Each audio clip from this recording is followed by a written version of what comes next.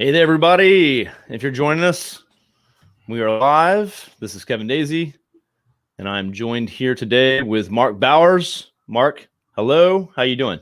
Hey, Kevin. Great to be with you today. I am doing fine despite the oncoming onslaught of rain. Yeah, I saw that's on the way, and I'm behind on getting my lawn complete before the rain hits. So I'm a little behind on that, but you just have to wait till next time. It'll be there.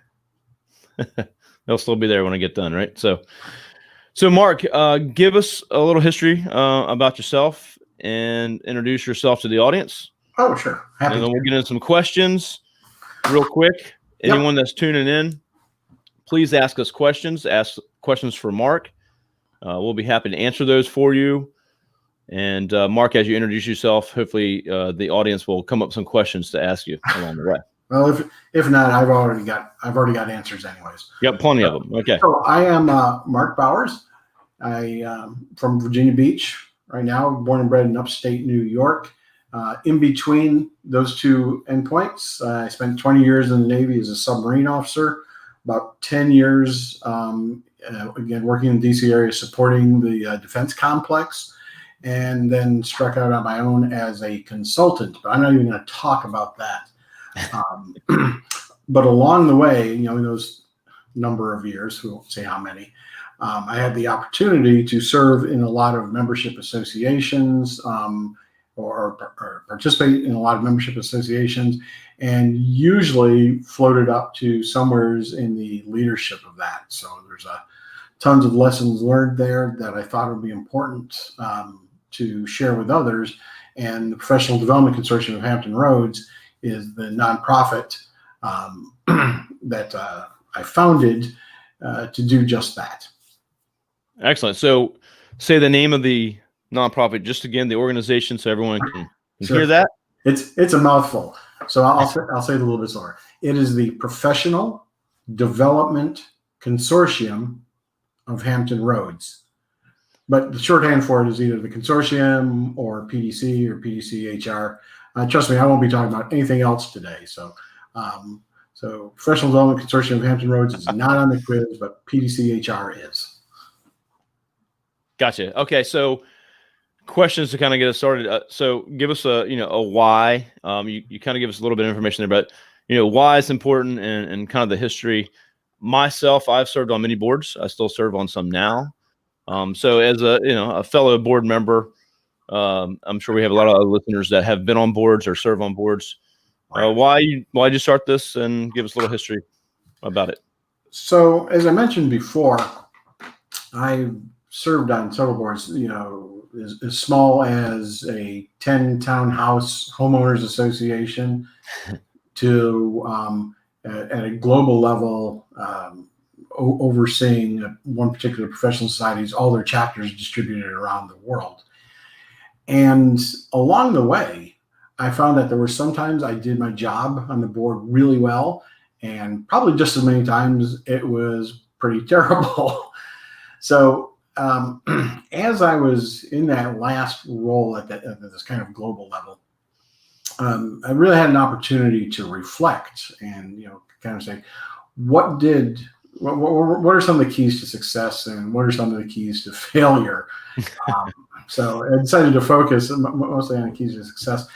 And one of them that I came away with is the need for continuing education for leaders of membership associations. So here's the trouble. That stuff doesn't really exist very well. It certainly doesn't exist at a local level. And a large part of adult learning is connecting with others, reinforcing the lesson, trying it out, learning as you go along, very experiential. So most of what's available to folks who are leaders of membership associations are typically, well, if they're a professional society, you might have an annual conference that you get to go to. If you've got the time, if you've got the pre-COVID money, now it's really easy to get there. But even if you get to do that, you have one sip at the fire hydrant. You learn a lot, you get exposed to a lot, but then there's not necessarily a ton of reinforcement available to you. Yeah, it's hard to implement all those things that you learned. You just Right, come back with so much that you just probably don't implement anything. Exactly. And local neighborhoods, another type of membership association, so civic leagues, homeowners associations, etc. They might have something at the city that supports them in leadership or being a good civic leaguer, as it were. But again, it's the barrier of access. It's not always readily available. Fraternal orders, similar. Basically, any membership group, which by definition is a bunch of people gathered around a common interest, and so you may or may not have this umbrella over you that provides occasional training. Odds are you don't. And if you look at what's available at universities or even educators in the pure nonprofit, the mission-directed areas, they don't teach a curriculum that's tuned to the particular goals and issues facing leaders of membership associations. So that's that's why I founded PDCHR, was to provide here in Hampton Roads. But obviously our reach is a little bit longer, or a little bit bigger now. But we were founded to fill that niche. Who will provide affordable, accessible education on management and leadership skills that are very particular to running a membership association? Yeah, and I think speaking for myself and for any young professional watching, joining a board, whether it's a young professional organization or if it's a maybe more of a niche in what you do, or supports kind of your career path, whatever it may be, there's a lot of opportunities out there. There's a lot of boards out there. It's a great experience to be part of a board. I do think what you're saying, Mark, too, is as a board member, especially if you're as a young one, knowing what to do, what to expect, how to do the right things and be good at it, is challenging. I mean, obviously you have other board members that you can hopefully shadow and learn from, and you kind of work up the ranks as they say, hey, we want you to be this now. We want you to move up to this. And you're not sure what to expect other than what the last person did. And then you're usually left with the pile of crap that they left. Right. And you're trying to say, okay, how can I do better? And for me, I don't like to commit unless I feel like I can contribute and do better, or at least do my part. And I think it's hard for some people if they don't really have a lot of that guidance training or education to do that. Right.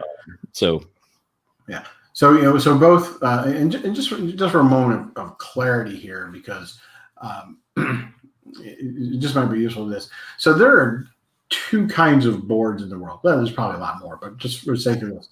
So for the mission-directed nonprofits, the folks you normally think of when you hear about nonprofit, we take money from this group, turn in programs and services, deliver it to others. Those boards are very advisory, strategic, fiduciary responsibility and stuff like that. For membership associations, which are frequently organized as nonprofits, that board is a working board. Yes. So, I mean, if you might be the vice president of operations, but that means you are probably plugging cables into things. And that is just the nature of our beast. And so those are the folks we're really focusing on. It's interesting your comment, Kevin, about knowing what you get into and stuff like that. There's a really interesting volunteer life cycle. That's one of the things that we address somewhere in our curriculum. And it starts out with someone who's never volunteered for you before, and then progresses through conversations and opportunities to say, well, volunteer once. Now you've got an experienced volunteer. And that's a point where you can really start digging in with that person to understand capabilities, skills, desires, wants, needs, and stuff like that. And eventually get them onto a path to the board, perhaps as a committee chair, working their way up through some of the quote unquote easier positions. Perhaps ultimately on their path is the chief elected officer, president or section leader or whatever. And then the really interesting question to me is, so what happens after that once they complete that cycle? How do we, how are they valued and still provide value to maybe the organization, maybe the community of interest writ large?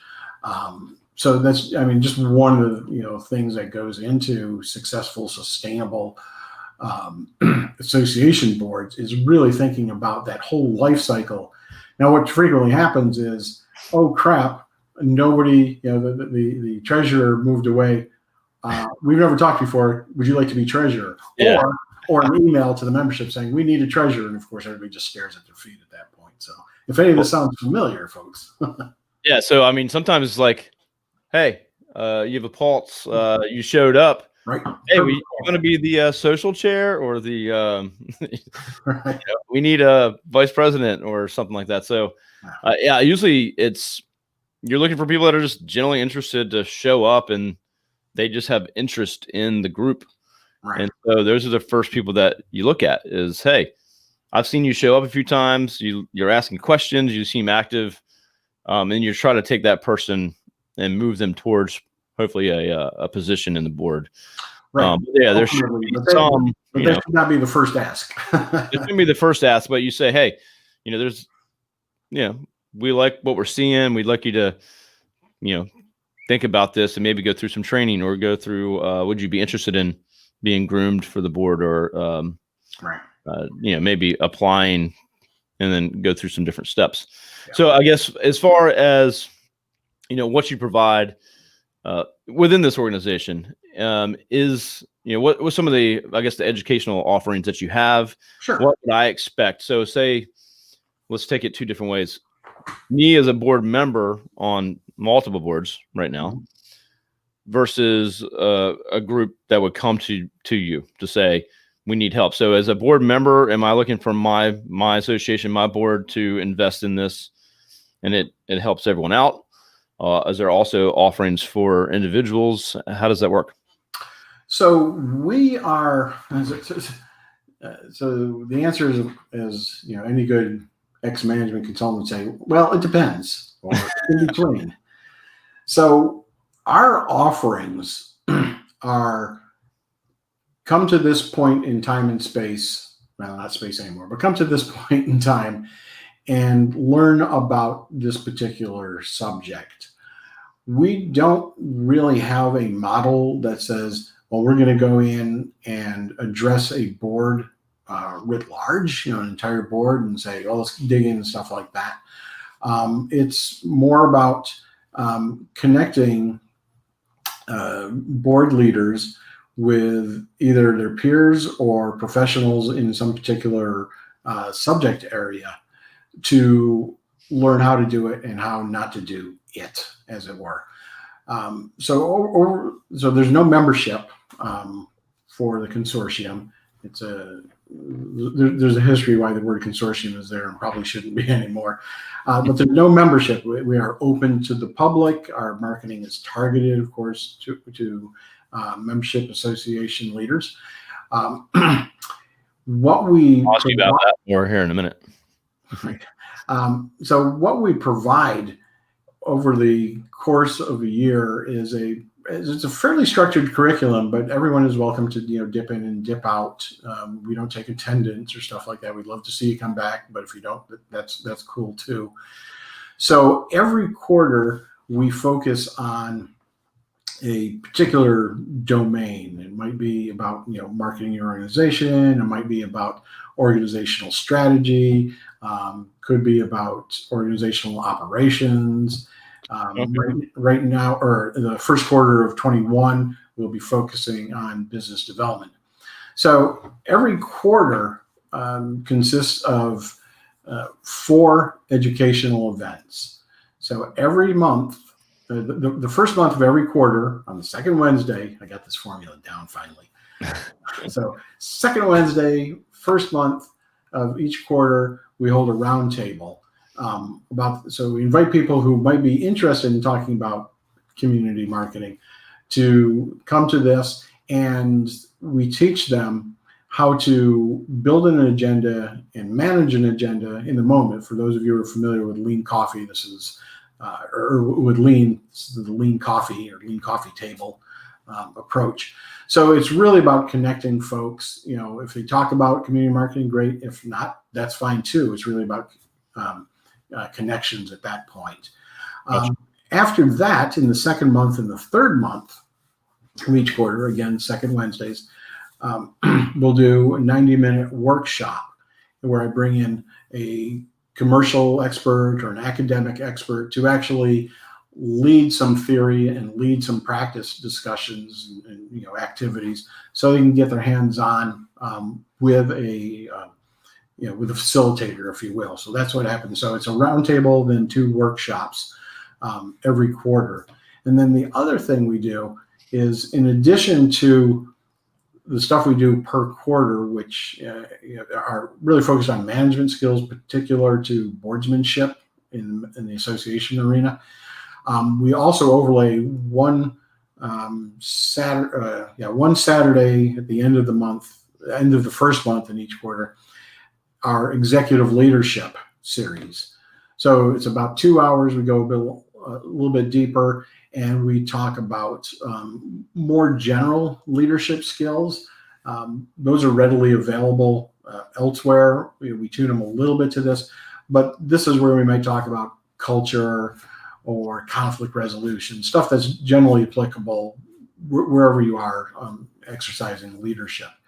So it sounds like a complex formula, but the cool thing is that at least the first 6 months are already up on our Eventbrite site. So to keep it easy, every quarter you have a different topic that you're going to cover, right? And that cycle kind of repeat each year. And then if you want to be back, for business development or marketing, that would be the first quarter. Or do you guys kind of mix it up? There are actually 6 domains we cover in a 2-year period. Okay. So there's 2 of them: marketing yourself and membership engagement. We repeat those topics, and not necessarily the sessions, but those domains every year, and then we go back and forth on the other ones to capture the other 4. So you get a new crop of people come through. That's something they always learn. So I really like. Again, anyone's got any questions for Mark, please ask.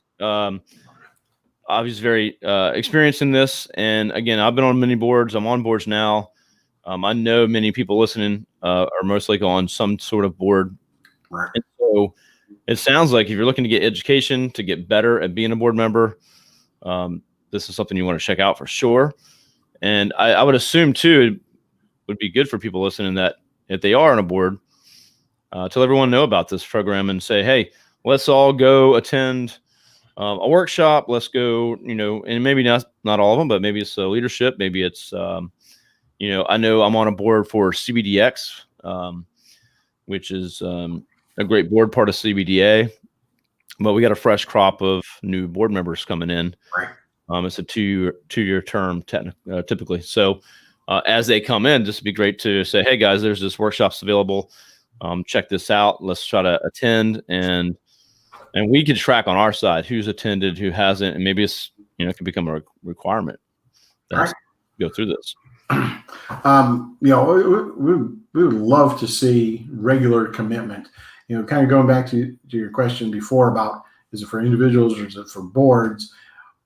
What I've gotten into marketing, what I tell people is, what's really great is if like 2 or 3 people from a board could attend. That way you've got a little momentum, you have a little bit of cross-check what we learned, and you also have accountability to others, because if you stood up in a crowd and said, oh, absolutely, we're going to build this volunteer mentoring program or stuff like that. A couple other people might hold you accountable to it.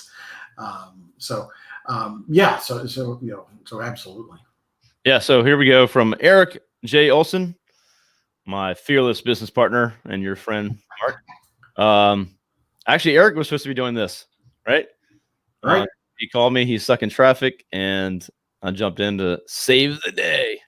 Plus, I was happy. I want to get to talk to Mark a little bit more. I've actually seen Mark quite a bit online. We've crossed paths before, and so I'm happy to be here to talk with Mark. Eric also has, let's see, I wish we had PDC when Mark Bowers and I were on the PMI board together back in the day. So yeah, I'm sure that had a lot to do with Mark starting this.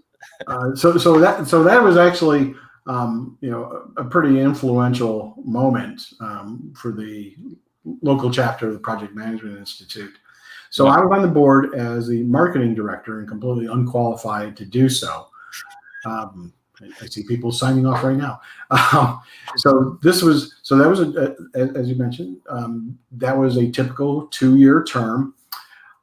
My first year was horrible because basically, my choice was to say, it may not have been a explicit choice, but the implicit choice was, I will repeat the mistakes of those who have gone before me. So, and if I make as much money from, marketing to sponsors or whatever as I did as the last person, that would be a resounding success. So I went into this with no particular education immediately available. A good turnover, was available, but it was mostly, well, this is what I did, and you should keep doing that. And then just about a year, it turned out, I went to our national conference, and so the conference, again, this is very typical. Conference is really focused on project management, but we invite leaders in for a day or two early to, train them up and make them connect with others and stuff like that. So they had a birds of a feather session for marketing directors, or marketing vice presidents. And I, jaw hit the floor just seeing the art of the possible. It was like, so that was kind of neat. So there was this great enthusiasm. I would say, well, we bring in $3,000 a year or whatever in sponsorships. How in God's name are you pulling in, 4, 5, 6 times that? And then the other thing was, again, having played around in the educational field, just like we talked about before, I was concerned that I wouldn't have, even though I had the knowledge of the art of the possible, I didn't really have a ton of insight in the practical of how to get there. Yeah. So fortunately, I had a friend in this area who's been in marketing at that time for about 25 years and stuff like that. And he took me aside and gave me some basic lessons in marketing. And my second year as marketing director was much more successful. A better look, a better appearance, and almost a tenfold increase in sponsorship for those who like metrics like that. It's hard to come in and just boom, hit the ground running. Right. But I could, but that's the thing. I didn't have any skills to hit the ground running until I happened to be able to make it to that particular training session, and that's kind of what opened it up for me. And then you're out. You do good, and then like, all right, let's replace him with someone that's right. No good deed goes unpunished. So hitting that stuff earlier, which means not so much, not just the individuals, but the system that the boards run have to be in place to support that as well. And so that's kind of what we're about. But anyways, there's tons of lessons learned from there. And then after that, I wound up at another professional society, as I mentioned before, at the global level. And I got to see what all the little chapters down there were doing. And since they had the commonality of what their interest area was, you could really do a compare and contrast, say, why is this group working well? Why is this group not working well? And again, it kept coming back to education, reinforced education. So rather than keeping that as a secret, I looked around and said, who else is doing this? Nobody is. So looks like we got to do this. And that's what we do. To make it accessible and respecting the fact that most folks on association boards have a day job of sort, and are giving up, basically extra time to do this stuff, to do that leadership role. We bounce back and forth quarter to quarter we do it Wednesdays at noon, or we do it Wednesdays at 6 p.m. So you have a chance to opt in. Of course, in the Zoom world, it's, a little more accessible. And the other thing is all that stuff we do is free, with 2 exceptions. So there's 2 exceptions. We do a master class and a symposium once a year. So master class is a 2-hour, real intensive, just sit there at the fire hose, write down a lot of stuff. So it's really focused on management skills. And we do our leadership symposium, which previously was a day-long event. Next spring, we're actually going to do it in a virtual reality world and spread over a few days. But that's where we focus on deep connections and leadership issues in addition to the management stuff we focus on. So the masterclass and the leadership symposium, we both charge a little bit for. Okay. And that's basically just enough to make our operation. Oops. There we go. We're back. Yeah. Yeah, you're good. I think we lost for a second. So we just got a few minutes left. I'm going to talk about our giveaway here in a second. So for people listening, watching, give us who is your focus? If you're talking to anyone right now, is it young board members? And then of course you offer these products as the masterclass and the symposium. That sounds like great opportunities for people that are like, hey, I'm going into a board position, especially I know for our board, they already know now that they're going to be in that position, yet they won't start that position until the first of the year. Right. So there's a few months where they could join the masterclass or get some training and maybe, to invest in themselves to make sure that they do a good job.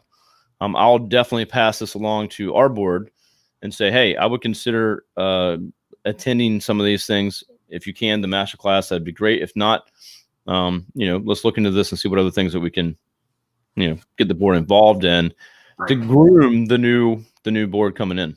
Yeah, it's a wonderful point. I would actually took a couple notes along here thinking about our curriculum and, ensuring, for example, that our master class, which sort of like a boot camp, but not really, is probably, we should ensure that it remains timed to the end of the year. We just did one literally 2 Saturdays ago, or not even. So October 10th, we held one.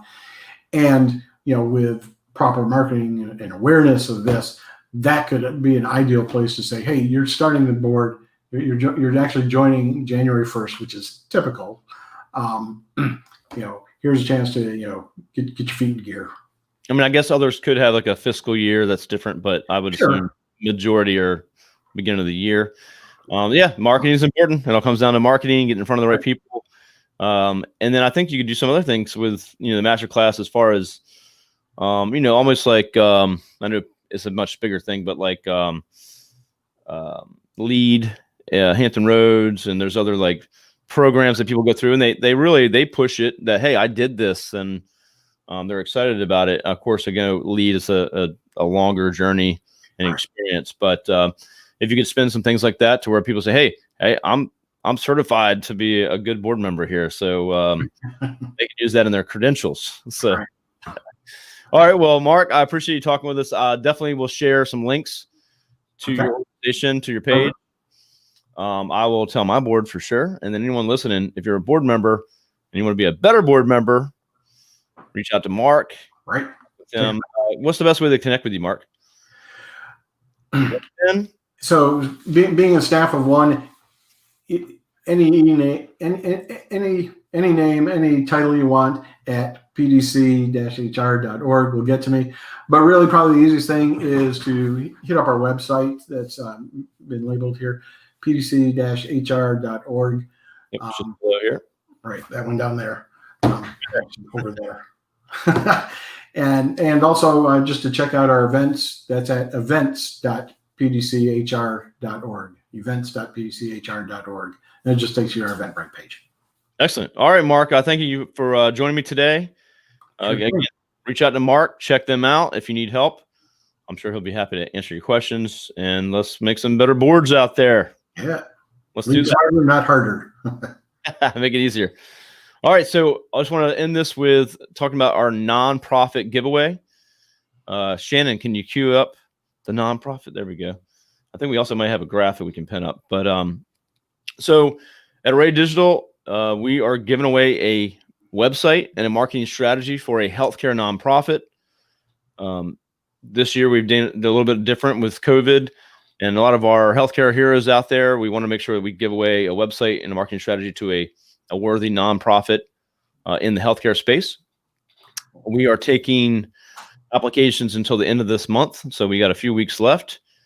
If you look right here, right there, the website below, if you go to our main website or go to that link there, you'll be able to see the requirements and submit the nonprofit.